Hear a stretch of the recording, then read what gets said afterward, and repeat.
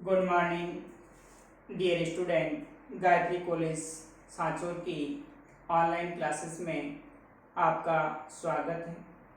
आज हम BSc part first के इनऑर्गेनिक केमिस्ट्री के फर्स्ट चैप्टर केमिकल बॉन्डिंग के अंदर कोवैलेंट बॉन्ड क्या होता है उस पर डिस्कस करेंगे।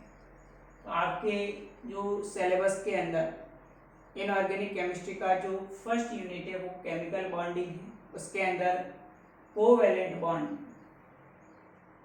क्या होता है, क्या इसकी लिमिटेशन है, इसके अलावा हाइब्रिडाइजेशन है, VSEPR थ्योरी है, MOT थ्योरी है, तो इस पर हम डिस्कस करेंगे। देखिए, केमिकल बॉन्डिंग रासायनिक बंधन, इसके अंदर कोवैलेंट बॉन्ड हमने बात की थी कि जो कंपाउंड्स होते हैं उसमें अलग अलग प्रकार के बॉन्ड होते हैं। एक कोवैलेंट बॉन्ड होता है जिसको हिंदी में सहसंयोजी बंध कहा जाता है। दूसरा आयोनिक बॉन्ड होता है जिसको आयनिक बंध कहते हैं। तीसरा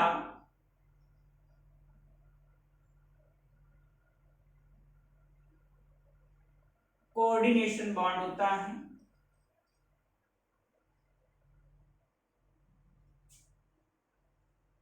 कोऑर्डिनेट बॉन्ड जिसको उपसहसंयोजी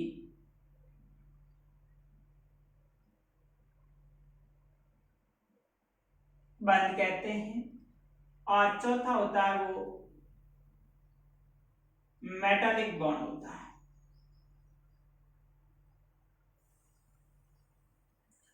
जिसको हिंदी में धात्विक बंध कहा जाता है। तो इस तरह से जो कंपाउंड्स होते हैं इनऑर्गेनिक के अंदर या फिर ऑर्गेनिक के अंदर, तो उनमें ये अलग अलग प्रकार के बंध उपस्थित होते हैं। कोवैलेंट सहसंयोजी बंध और सहसंयोजी बंध से बने यौगिक सहसंयोजी यौगिक होते हैं। आयनिक बॉन्ड जिसके अंदर आयनिक बंध उपस्थित होता है वो आयनिक कंपाउंड होते हैं। कोऑर्डिनेट बॉन्ड जिसके अंदर उपसहसंयोजी बंध उपस्थित होता है उनको हम उपसहसंयोजी यौगिक कहा जाता है। और जिसके अंदर धात्विक बंध उपस्थित होता है वो धात्विक कंपाउंड। तो इस तरह से जो कंपाउंड्स होते हैं, जो यौगिक होते हैं, उनके अंदर 4 प्रकार के बंध उपस्थित होते हैं। तो हम एक एक करके सभी को पढ़ेंगे। अभी आपकी जो सिलेबस के अंदर है वो सहसंयोजी बंध जो कि फर्स्ट यूनिट के अंदर दिया गया है।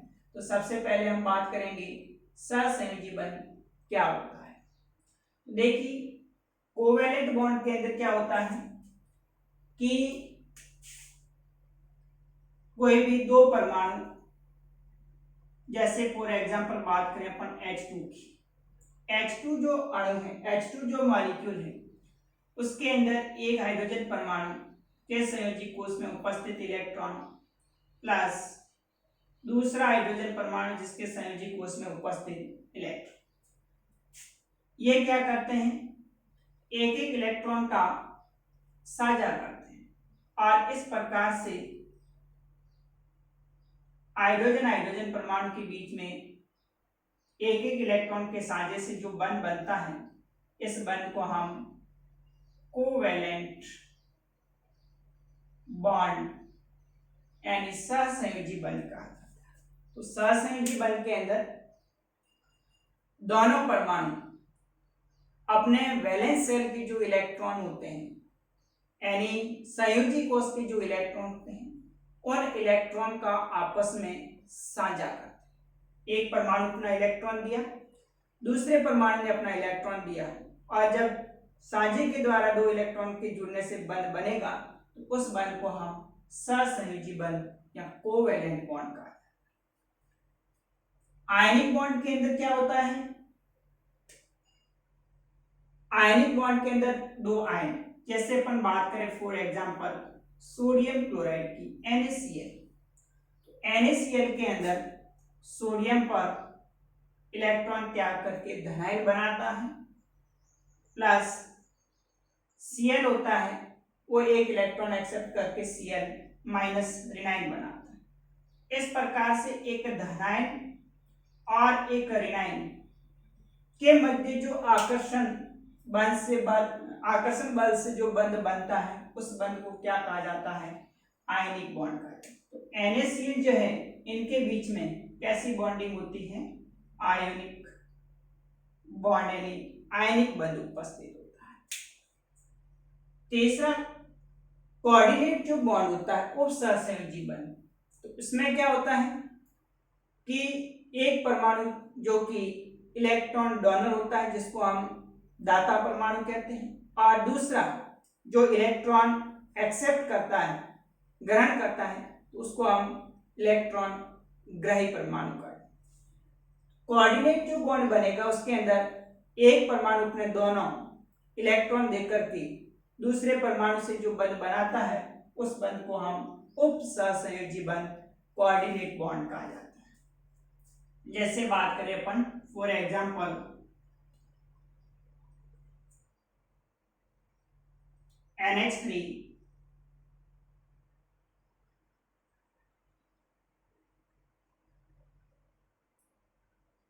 BF3। अब यहां पर नाइट्रोजन परमाणु जो होता है NH3 के जो एकांकी इलेक्ट्रॉन युग्म होते हैं वो नाइट्रोजन परमाणु बोरॉन ट्राइफ्लोराइड जो है बोरॉन के अंदर वैकेंट ऑर्बिटल उपस्थित होता है इलेक्ट्रॉन न्यून यौगिक है, तो ये नाइट्रोजन परमाणु अपने दोनों इलेक्ट्रॉन बोरॉन परमाणु को देकर के इस तरह से NH3 और BF3 के बीच में जो बॉन्डिंग बनती है इस बॉन्ड को हम कोऑर्डिनेट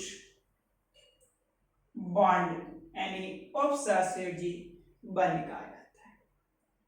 और धातु धातु परमाणु के बीच में जैसे कॉपर है, एक कॉपर धातु दूसरा कॉपर धातु, धातु धातु परमाणु के बीच में जो बंध बनता है इस बंध को हम मेटालिक बॉन्ड यानी धात्विक बंध कहा जाता है।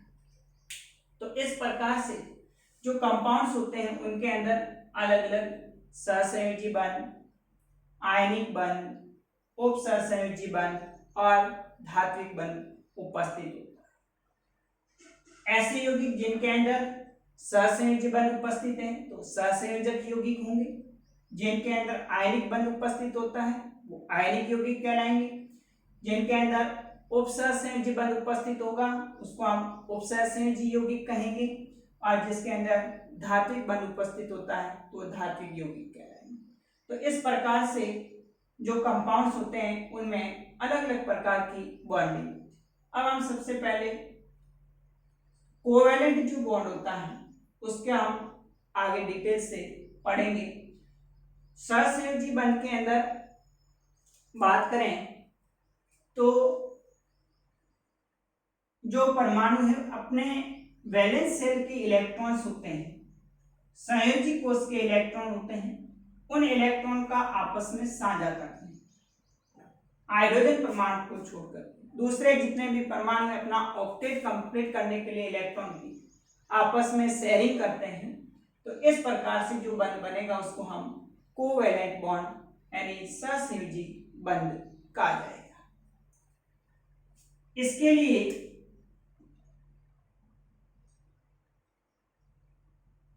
वीबीटी सिद्धांत दिया गया है।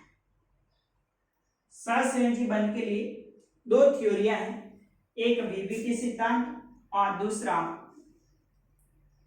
एमओटी सिद्धांत। वैलेंस बॉन्ड थ्योरी संयोजकता बंध सिद्धांत और एमओटी मॉलिक्यूलर ऑर्बिटल थ्योरी अणु कक्षक सिद्धांत। तो यहां पर जो आपके सिलेबस के अंदर दिया हुआ है वीबीटी सिद्धांत क्या होता है और इसकी क्या लिमिटेशन होती है। तो हम बात करेंगे आगे वीबीटी सिद्धांत की कि वीबीटी सिद्धांत के अंदर संयोजकता बंध सिद्धांत होता है वो क्या होता है। देखिए वीबीटी सिद्धांत के अंदर ये सबसे पहले हिटलर और लंदन के द्वारा दिया गया, आगे इसको पॉलिंग और स्लेटर नामक साइंटिस्ट ने एक्सप्लेन किया था। तो देखिए इसके अंदर VBT theory, valence bond theory, Hindi में इसको संयोजकता बंध सिद्धांत का। तो यह सबसे पहले किसने दिया था? हिटलर ने दिया था। हिटलर व लंदन दो साइंटिस्ट थे, इन्होंने सबसे पहले इसको प्रपोज किया था। उसके बाद में स्लेटर, पॉलिंग और स्लेटर दो साइंटिस्ट थे, पॉलिंग व स्लेटर ने इसकी विस्तृत व्याख्या की थी। तो हिटलर और लंदन के अनुसार कि जब दो अलग अलग परमाणु की संयोजी कोश के इलेक्ट्रॉन जब एक दूसरे के नजदीक आते हैं, यानी दो परमाणु अनंत दूरी से जब एक दूसरे के पास में आते हैं, तो यदि उसके अंदर इलेक्ट्रॉन का स्पिन चक्रण अगर एक ही डायरेक्शन में है, जैसे अपन H2 की बात करें, एक हाइड्रोजन परमाणु और ये दूसरा हाइड्रोजन परमाणु, ऐसा हाइड्रोजन परमाणु यानी 1s1 इस इलेक्ट्रॉन का स्पिन भी ऊपर की तरफ है, दूसरा हाइड्रोजन परमाणु इसके भी इलेक्ट्रॉन का स्पिन। अब जब ये एक दूसरे के नजदीक आएंगे तो इनके अंदर क्या होता है? रिपल्सन होता है, प्रतिकर्षण होता है। सेम स्पिन के अंदर जब इलेक्ट्रॉन पास में आते हैं तो क्या होता है? इसके अंदर रिपल्सन होता है और प्रतिकर्षण के कारण इसके अंदर बंध नहीं बनता है। तो फिर इन्होंने कहा कि जब दो अलग अलग परमाणु की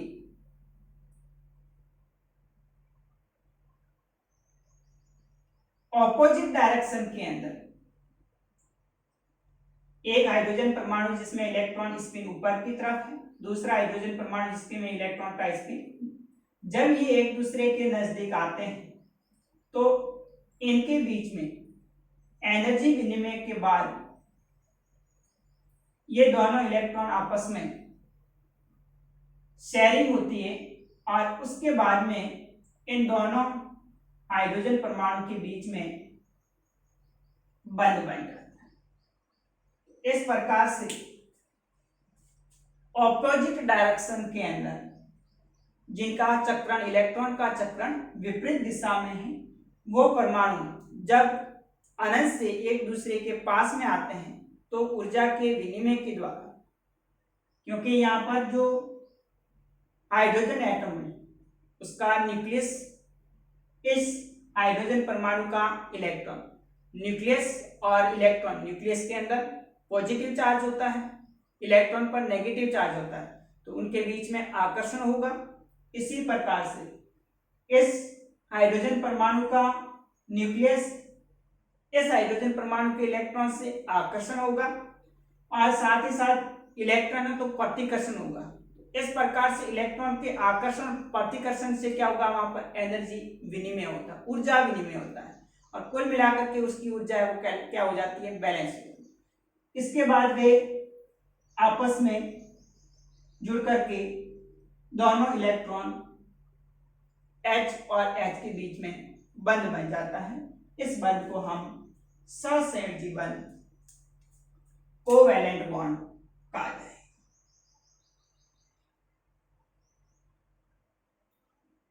तो हिटलर और लंदन ने यही कहा था कि जब विपरीत चक्रण वाले दो परमाणु जिनमें इलेक्ट्रॉन का चक्रण विपरीत है वो अनंत से एक दूसरे के नजदीक आते हैं तो वे आपस में जुड़ करके जिस बंध का निर्माण करेंगे उसको सहसंयोजी बंध कोवैलेंट बॉन्ड कहा जाए।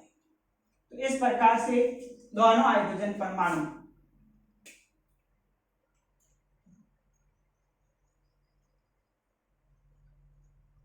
आपस में जुड़ जाएंगे और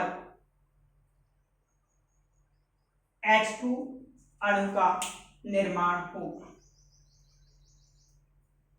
अब यहाँ पर जब ये बंध बनता है, कोवैलेंट बंध बनता है, उस समय परमाणु होता है वो अपनी पहचान है उसको नहीं खोता है, उनकी पहचान जो परमाणु कक्षक होते हैं उनकी बनी हुई रहती है।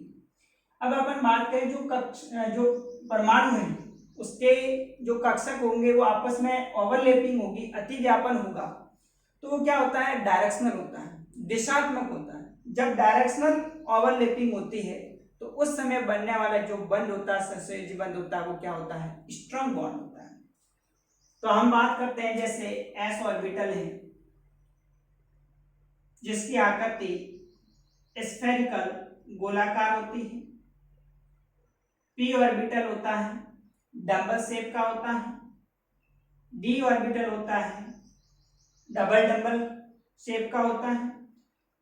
तो ये जो एस ऑर्बिटल इसके अलावा जो पी ऑर्बिटल है, डी ऑर्बिटल है, ये क्या होते हैं, डायरेक्शनल होते हैं। इनमें दिशात्मक गुण होता है और दिशात्मक गुण के कारण जब इनकी आपस में ओवरलैपिंग होती है तो सबसे ज्यादा मात्रा में इनका अतिव्यापन जो क्षेत्रफल होता है वो अधिक से अधिक संपर्क के अंदर आता है, जिससे बनने वाला इसके मध्य का जो बंध होता है वो कैसा होता है, स्ट्रॉन्ग बंध। जबकि एस जो ऑर्बिटल होता है वो नॉन डायरेक्शनल होता है, इसलिए एस ऑर्बिटल्स से बनने वाला जो सहसंयोजी बंध होगा वो क्या होगा, उतना स्ट्रॉन्ग नहीं होता जितना पी ऑर्बिटल और डी ऑर्बिटल से बनने वाला जो बंध होगा वो सबसे ज्यादा स्ट्रॉन्ग होगा। इसके अलावा जो विभिन्न सिद्धांत के अनुसार जब ये दो परमाणु आपस में ओवरलैपिंग करते हैं तो ओवरलैपिंग के अंदर जो बंध बनता है उसमें दो प्रकार के बंध बनेंगे, एक तो सिग्मा बंध होता है और दूसरा पाई बंध होता है। सिग्मा बंध होता है वो जब दो ऑर्बिटल आपस में अक्ष के थ्रू अतिव्यापन करते हैं जिसको हम समाक्षीय अतिव्यापन कहा जाता है।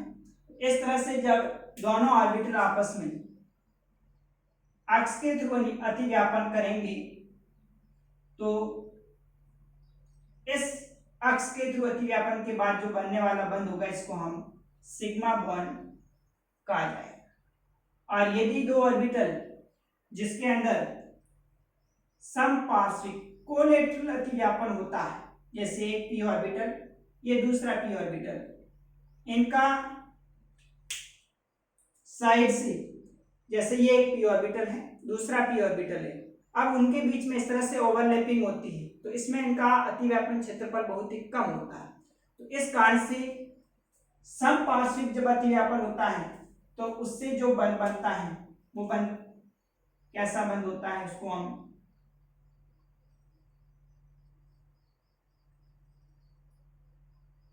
पाई बॉन्ड का।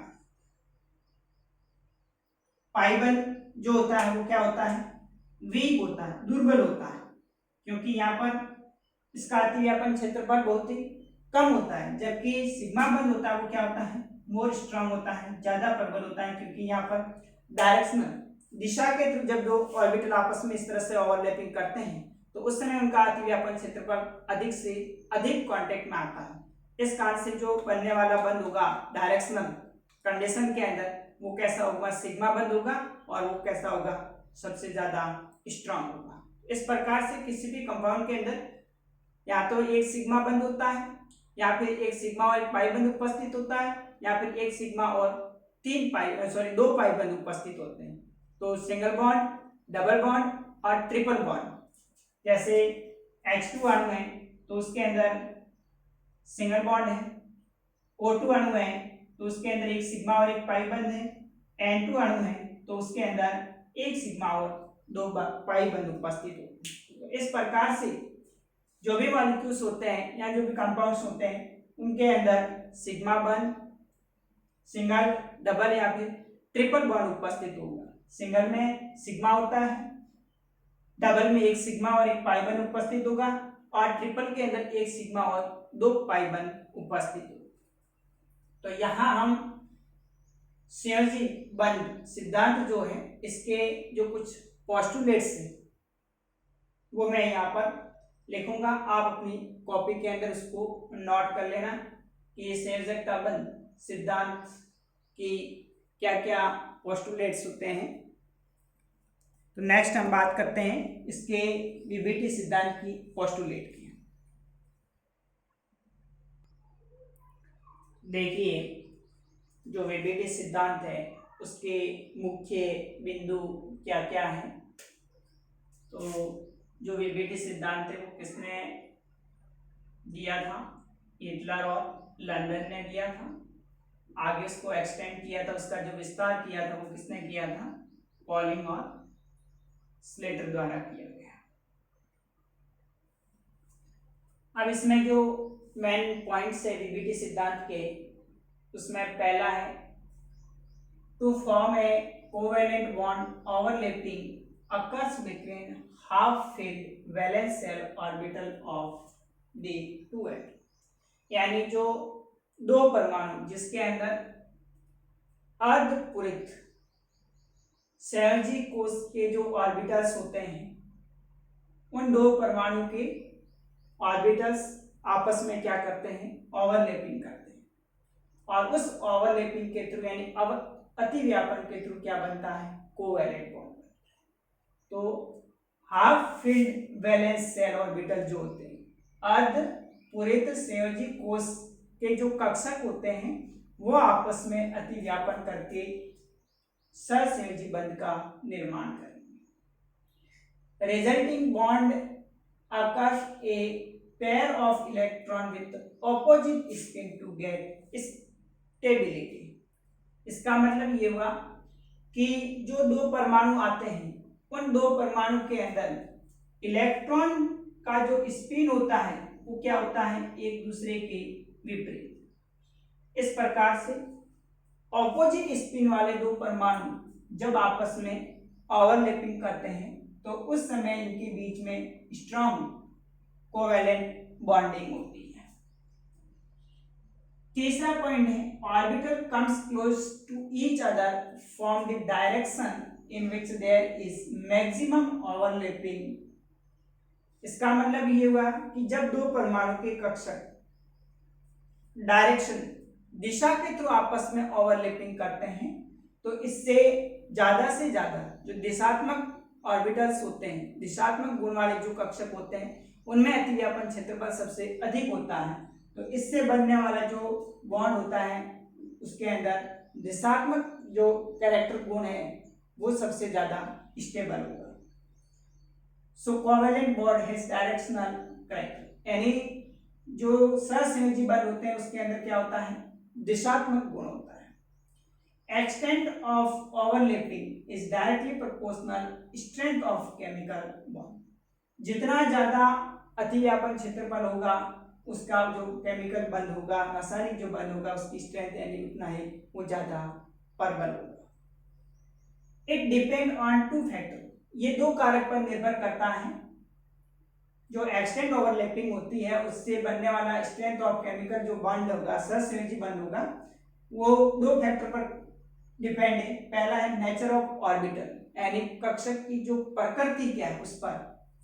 जैसे यदि p ऑर्बिटल है, d है या फिर f है तो ये कक्षक कैसे होते हैं? दिशात्मक होते हैं, डायरेक्शनल होते हैं। तो सबसे ज्यादा मोर ओवरलैपिंग यानी अतिव्यापन क्षेत्र पर ज्यादा होगा। s ऑर्बिटल होता है वो क्या होता है? नॉन डायरेक्शनल होता है, अदिशात्मक होता है। तो इसकी जो ओवरलैपिंग होगी वो कैसी होगी? Less overlapping. Nature of overlapping यानी अतिव्यापन की जो प्रकृति है उसमें कोएक्सियल ओवरलैपिंग होती है। कोएक्सियल का मतलब होता है, कोएक्सियल ओवरलैपिंग का मतलब होता है अक्ष के थ्रू अक्षीय अतिव्यापन होता है। तो एक्सटेंट ऑफ ओवरलैपिंग वो ज्यादा से ज्यादा दोनों कक्षक आपस में एक दूसरे के कांटेक्ट में आएंगे।